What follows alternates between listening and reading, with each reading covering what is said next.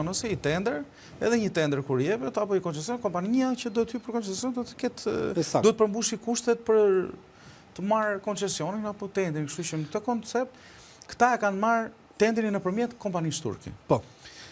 Me përfundimin e punimeve, se këtu ka mbaruar, këtu ka nisur konflikti, me përfundimin e hetimeve, po, kompania turke, e cila ka shërbyer vetëm për këtë pjesë, ka dalë nga aksionet. Po, nga ortakëria. Ortakëria.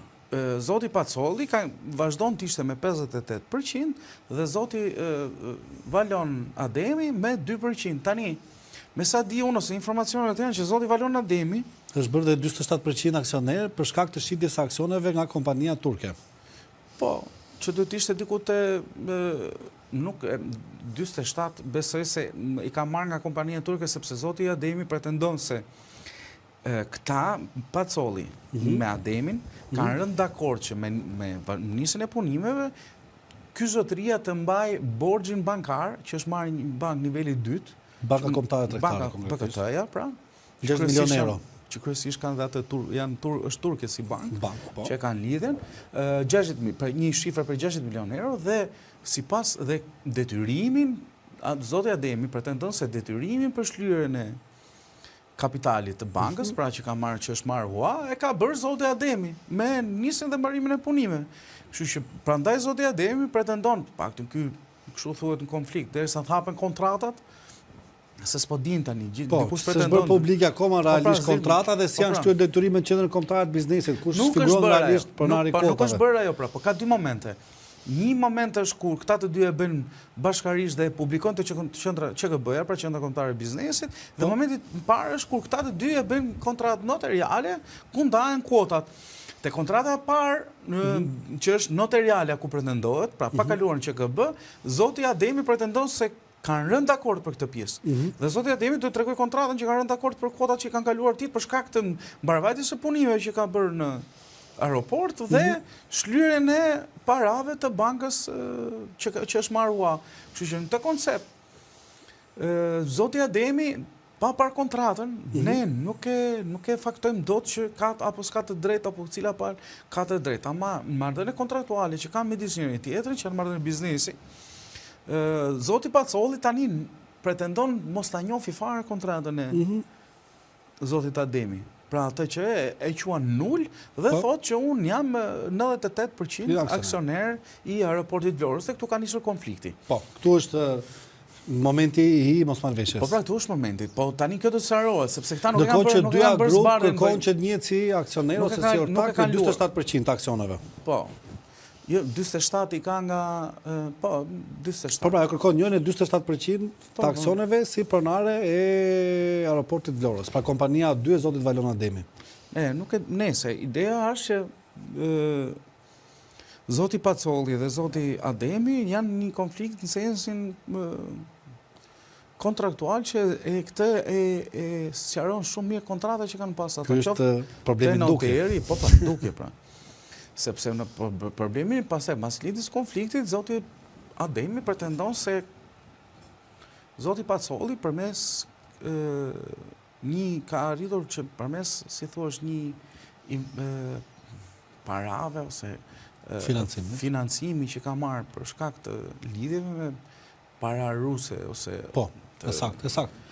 Pretendon që ky zotëri, me fjalë, Pacolli ta godasin për ta hequr nga kjo ortakëri. Kërkon ta godasin duke ja qytur nul kontratën zotit Ademi. Zoti Ademi kërkon të godasi Pacollin për shkak të rëndësisë kombëtare që ka një aeroport, kërkon ta godas duke treguar se financimi që ka ardhur për aeroportin rrezikon sigurinë kombëtare për shkak se parat që janë marrë janë para ruse. Ky është paradoksi total, që është edhe konflikti real në mashtë më të madh.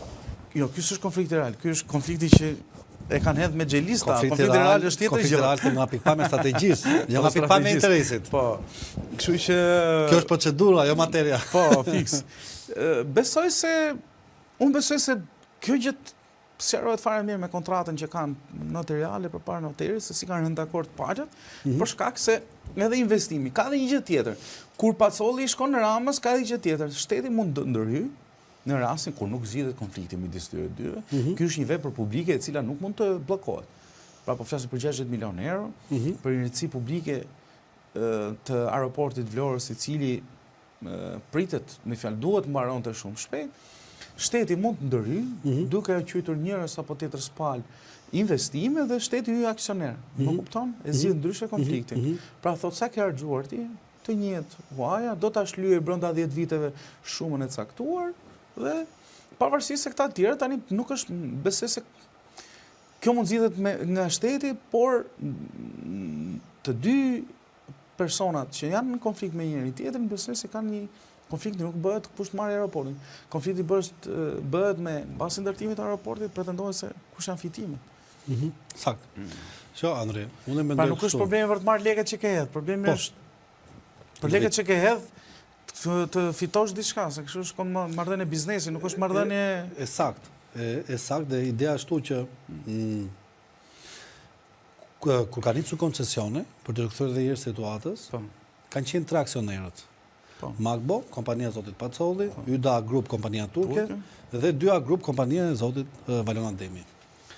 Më pas, për shkak të shitjes së kuotave dhe pretendimit të blerjes nga të dyja palët, Regjia, në nizi që kondicionerin, please. Është bërë kjo ndarje me 2 kontrata notariale. Fillimisht YDA Group ja ka shitur aksionet Magpos për 4.200 euro, pra aksioni për të fjalë, pra njësia e një aksioni. Formalisht dhe po një ditë Magbo me 2A Group kanë lidhur një kontratë të re për ndarje aksiones mes tyre në raportin 53% për Magbo dhe 47% për 2A Group. Mirë, po këto kontrata nuk kanë regjistruar në qendrën kombëtare të biznesit, sepse detyrimi ligjor që kontratat midis 2 ortakëve regjistrohen në QKB dhe më pas po ashtu regjistrohet dhe pagesa e kotave. Patjetër. Që janë si kontribute për shoqërinë tregtare në mënyrë që të njeh, sepse ti realisht mund të bësh një kontratë në të cilin i ble kotat, por në momentin që ti nuk e emeton këtë kapital, mbas të shkrimit të aksioneve, kjo nuk merr vlerë, pra quhet absolutisht e pavlefshme. Pretendonin. Aksionet nuk janë bërë funksionale në QKB. Për të shmangur debatet publike dhe për shkak të nevojës se për çdo ndrim aksioneri duhet dhe leja e qeverisë shqiptare për shkak të interesit që ka kjo vepër. Pra nuk mjaftojnë vetëm kontratat, nevojitet dhe miratimi i qeverisë shqiptare në moment që bëhet ndarja e kapitaleve dhe në shkrimi i aksionit, më fal. Pra në shkrimi i këtij kapitali. Ky koncesion ka marrë thuhet një kredi 60 milion euro nga BKT dhe ka përdorur dhe burimet e veta. Nga kredia e marrë nga BKT, kompania 2A Group ka tërhequr vetëm 25 milion euro, ndërsa Magbo rreth 13 milion. Ndërkohë që 2A Group ka investuar dhe shuma të veta më tepër se Magbo. Tani që aeroporti po shkon drejt përfundimit, debati është përqendruar midis 2 aksionerëve, pra 2A Grupit dhe Magbos, pra midis zotit Pacolli dhe zotit Ademi.